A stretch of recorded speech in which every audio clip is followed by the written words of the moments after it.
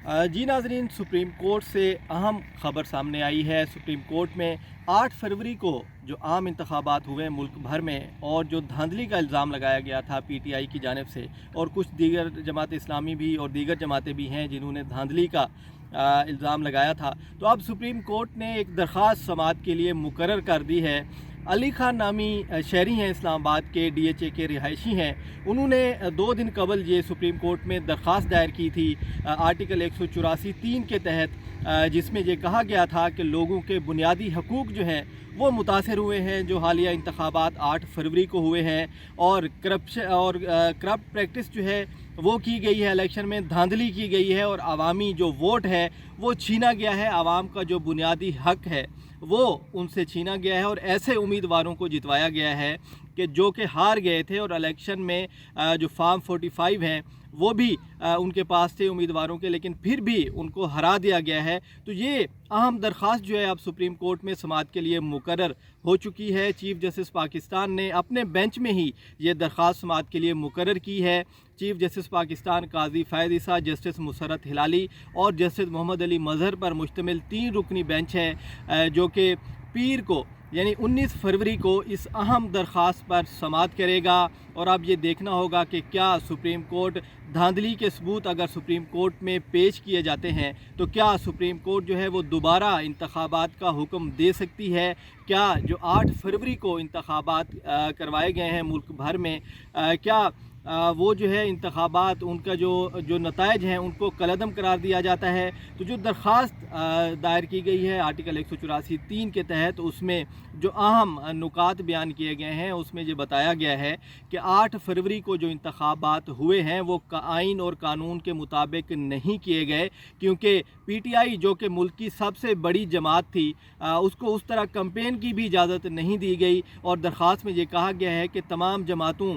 को छोड़ के सिर्फ पीटीआई को लेवल प्लेइंग फील्ड फराहम नहीं किया गया। पीटीआई की जानिब से बार बार दरख्वास्तें जो हैं वो भी मुख्तलिफ अदालतों में दायर की गई, लेकिन पीटीआई की सुनवाई नहीं हुई। तो दरख्वास्त में अली खान नामी शहरी ने ये कहा है कि जो चेयरमैन पीटीआई हैं इमरान खान, वो इस वक्त जेल में कैद हैं, और जब इंतखाबात कराए गए तो उस वक्त भी इमरान खान जेल में थे और इमरान खान पर झूठे और बेबुनियाद मुकदमात दायर किए गए हैं और उनको इंतखाबात की वजह से जेल में रखा हुआ है हुकूमत ने। और अली खान ने अपनी दरख्वास्त में ये कहा है कि एक मुल्क की सबसे बड़ी जमात जो कि गुज़िश्ता इक़्तिदार में थी, जो हुकूमत में थी जमात, उसके चेयरमैन को जेल में रख कर इंतखाबात कैसे साफ शफाफ हो सकते हैं, ये नुक्ता उठाया गया है। और ये भी कहा गया है कि अगर लीडर जेल में होगा तो वो किस तरह कैंपेन कर सकते थे, और पीटीआई को जानबूझकर जो है पीटीआई उनकी जमात तोड़ी गई। और सुप्रीम कोर्ट के फ़ैसले का भी जिक्र किया गया है उस दरख्वास्त में कि सुप्रीम कोर्ट ने पीटीआई से बल्ले का इंतखाबी निशान जो वापस लिया है वो बुनियादी हकूक़ की खिलाफ वर्जी है, क्योंकि जो पीटीआई के वोटर्स थे वो अगर बल्ले का इंतखाबी निशान नहीं मिला तो वो आज़ाद हैसियत में पीटीआई के जो लीडरान थे वो इंतखाबात लड़े हैं, तो आवाम जो है वो अपने मुंतखब नुमाइंदगान को वोट जो है वो इंतखाबी निशान के बग़ैर देने पर मजबूर थी। तो ये नुक्ता भी उठाया गया है कि सुप्रीम कोर्ट ने इंतखाबात से चंद रोज़ कबल ही जो फ़ैसला दिया था तहरीक इंसाफ से बल्ले का इंतखाबी निशान छीनने वाला, वो फ़ैसला भी दुरुस्त नहीं था और उससे भी बुनियादी हकूक़ जो हैं वो आवाम के मुतासर हुए हैं। और इसके अलावा जो दीगर नुकात इस दरख्वास्त में बताए गए हैं उनमें ये बताया गया है कि जो एक मुनज़्ज़म तरीके से 8 फरवरी को धांधली की गई है मुल्क भर में, जिसकी वीडियोज़ भी मौजूद हैं, जिसके सबूत भी मौजूद हैं, वो इस तरह के इंतखाबात के बाद अगर कोई हुकूमत बनती भी है तो वो जमहूरी हुकूमत नहीं कहलाएगी। इस दरख्वास्त में ये अहम नुक्ता उठाया गया है कि जो जमहूरी अक़दार हैं हमारे मुल्क की वो ख़त्म हो जाएंगी अगर मौजूदा जो इंतखाबात हुए हैं, अगर इनके नतीजे में कोई भी हुकूमत बनती है तो वो जो है वो जमहूरी हुकूमत नहीं कहलाएगी, क्योंकि जमहूरी जो अक़दार थी उनको पसे पुश डाला गया। और 8 फरवरी को जो इंतखाबात करवाए गए हैं वो बिल्कुल गैर आइनी, गैर कानूनी तरीके से और ज़बरदस्ती करवाए गए हैं। और ये भी इल्ज़ाम लगाया गया है उस दरख्वास्त में कि जो पोलिंग एजेंट्स थे ان کو رزلٹ بھی فراہم نہیں کیا گیا۔ جو ریٹرننگ افسران تھے انہوں نے پی ٹی آئی کے جو کچھ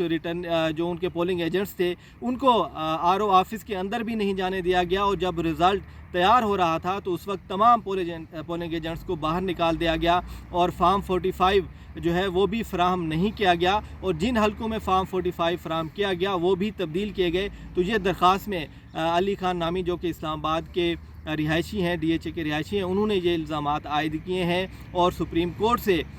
علی خان نے یہ استدعا کی کہ سپریم کورٹ جو ہے وہ 8 فروری کے انتخابات کو نل اینڈ وائٹ قرار دے، کالعدم قرار دے، اور جو حکومت بننے جا رہی ہے، جو مسلم لیگ نون اور دیگر جماعتیں جو ہیں وہ مل کر حکومت بنانے کی جو مشاورت چل رہی ہے سیاسی جماعتوں میں، اس عمل کو بھی روکنے کی استدعا کی گئی اس درخواست میں کہ کوئی بھی حکومت نہ بننے دی جائے اور دوبارہ انتخابات ملک میں کرائے جائیں۔ یہ استدعا جو ہے یہ اس درخواست کے اندر کی گئی ہے کہ سپریم کورٹ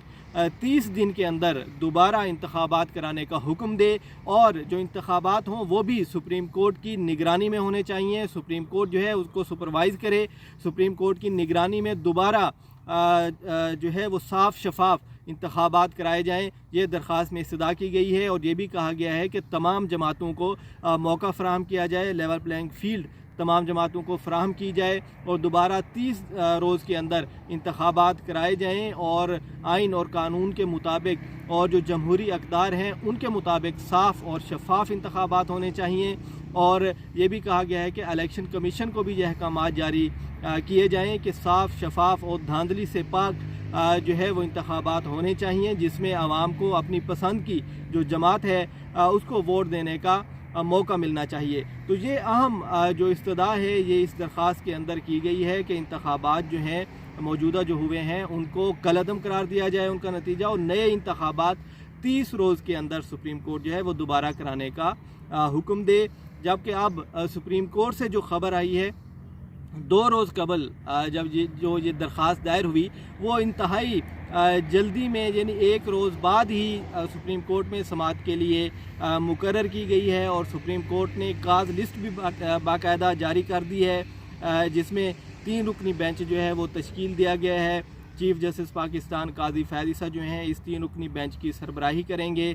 جو کہ انتخابات سے متعلق اس اہم درخواست پر سماعت کرے گا۔ پیر کو اس اہم درخواست پر سماعت ہونی ہے۔ اس 3 رکنی بینچ میں جسٹس محمد علی مظہر اور جسٹس مسرت ہلالی بھی شامل ہیں، اور یہ ججز جو ہیں جو تحریک انصاف سے بلے کا انتخابی نشان جب واپس لیا گیا تھا تو اس بینچ میں بھی یہ ججز شامل تھے۔ تو اب دیکھنا یہ ہوگا کہ پیر 19 فروری کو نئے انتخابات کرانے کے حوالے سے جو درخواست دائر ہوئی ہے اس میں سپریم کورٹ کیا فیصلہ دیتی ہے، کیا اگر جو